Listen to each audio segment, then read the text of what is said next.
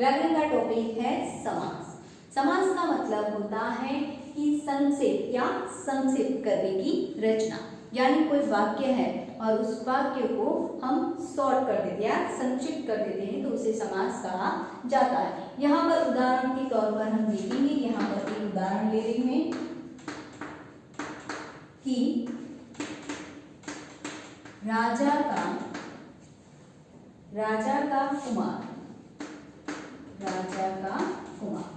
तो यहाँ पर ये विग्रह किया हुआ वाक्य है, लेकिन उसको समास में परिवर्तित करना है तो क्या हो जाएगा, राजकुमार।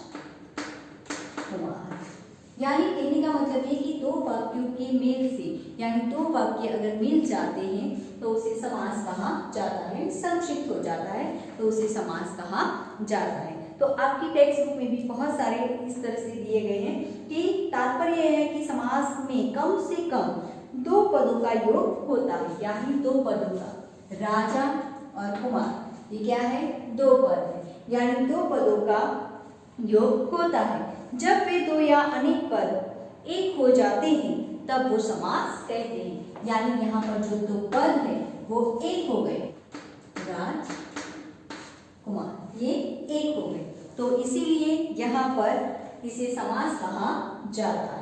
तो इस तरह से समास होने के पूर्व पदों के रूप को बिखरे रूप, समास विग्रह और समास होने के बाद बने संक्षिप्त रूप को समस्त पद या सामाजिक पद कहते हैं। उदाहरण दिया गया है कि राजा का कुमार समास विग्रह है और राजकुमार को हम समस्त पद कहते हैं, यानी ये समस्त पद क्या है, समास है।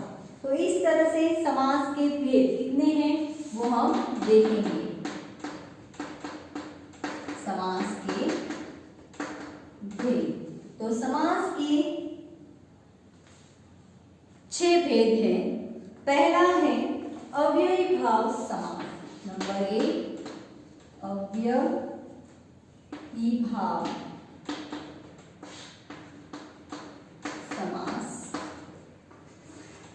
दूसरा है कर्मधारय समास, दूसरा है कर्मधारय समास। और तीसरा है द्विगु समास, द्विगु समास। और चौथा है द्वंद्व समास, द्वंद्व समास। और पांचवा है तत्पुरुष समास, तत्पुरुष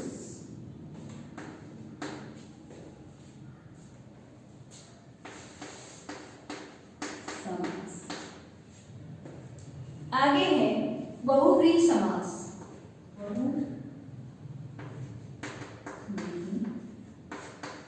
समास। तो पहले हम देखेंगे अव्ययी भाव समास। अव्ययी भाव समास के अंदर जिस समास में पहला पद प्रधान हो तथा वह शब्द अव्यय हो और सामाजिक शब्द का क्रिया विशेषण के समान उपयोग हो उसे अव्ययी भाव समास कहते हैं। जिस तरह से यहाँ पर उदाहरण दिया गया है यथाशक्ति, तो शब्द है यथाशक्ति जो समास है, यथाशक्ति, उसका विग्रह करेंगे कि शक्ति के अनुसार, शक्ति के अनुसार। तो यहाँ पर जिस तरह से दूसरे पद में अव्ययी भाव का पूर्व पद अव्यय होता है और उत्तर पद के मिल जाने के बाद भी समस्त पद अव्ययी रहता है। क्रिया विशेषण आदि अविकारी शब्द जिनका स्वरूप किसी भी लिंग, वचन या काल में प्रयोग करने पर बदलता नहीं है वे अव्यय कहलाते हैं। यानी कहने का मतलब है जो अव्यय है वो लिंग परिवर्तन या कुछ भी हो तो उसमें जो काल होता है, लिंग परिवर्तन की पुल्लिंग स्त्रीलिंग जो काल परिवर्तन होता है वो बदलाव आता नहीं है, इसीलिए उसे अव्ययी भाव समास कहा जाता है। आगे तो आपकी टेक्स्ट में बहुत सारे अविभाज्य उदाहरण दिए गए हैं, जिसमें समस्त पद भी हैं और विग्रह किए हुए उदाहरण भी है। आगे है कर्मधारय समास। कर्मधारय समास का मतलब है जिन समास में पूर्व पद विशेषण और उत्तर पद विशेष्य हो, या पूर्व पद विशेष्य और उत्तर पद विशेषण हो, उन्हें कर्मधारय समास कहते हैं। जिस समास के पूर्व पद तथा उत्तर पद में उपमेय उपमान का संबंध भी हो सकता है। यहाँ पर उदाहरण देखेंगे तब पता चलेगा। पूर्व पद विशेषण और उत्तर पद विशेष्य हो, ऐसे उदाहरण यहाँ पर दिए गए हैं। तो पहला है समस्त पद, समस्त पद महापुरुष, महापुरुष। तो क्या होगा? महान, महान पुरुष। समझ में आया? तो पूर्व पद यानी पहला पद जो है महान और विशेष्य तो क्या है? पुरुष, महान पुरुष। आगे है उसी तरह से यहाँ पर उदाहरण दिया गया है कि पूर्व पद जो है विशेष्य और उत्तर पद जो है विशेष्य। तो यहाँ पर उदाहरण दिया गया है न्यायोचित, न्यायोचित। तो क्या होगा? न्याय है जो उचित। ओके, अब आगे है, आगे दिया गया है कि द्विगु समास।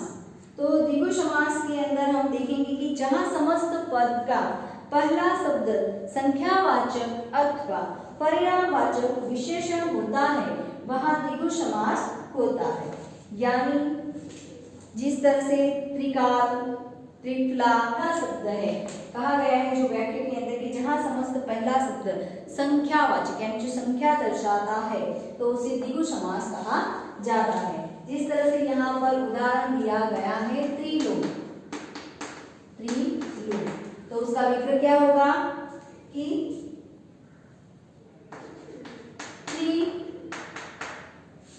त्रिलोकों का, लोकों का सम। दूसरा उदाहरण देखते हैं कि चौगुनी, चौगुनी यानी चार गुना, चार गुनी। समझ में आया? तो इस तरह से द्विगु समास के अंदर पहला पद जो आता है, वो पहला पद जो है वो संख्या दर्शाता है, इसीलिए उसे द्विगु समास कहा जाता है। आगे है द्वंद्व समास। तो उसका मतलब है इस समास में समस्त पद के दोनों पद प्रधान होते हैं, यानी दोनों पद जो होते हैं वो प्रधान होते हैं। समस्त पद का विग्रह करने पर बीच में समुच्चय बोधक अव्यय और अथवा या का शब्द लगाना पड़ता है। यानी यहाँ पर जो द्वंद्व समास है उसके दोनों पद प्रधान होते हैं, इसीलिए द्वंद्व समास का उदाहरण और या अव्यय लगाए जाते हैं। जिस ऋषि मुनि, तो ऋषि और मुनि, ऋषि और मुनि, इसका विग्रह होगा ऋषि और मुनि। जिस तरह से सीता, राम, सीता और राम। इसी तरह से या, तो धर्म, धर्म, तो उसका क्या होगा?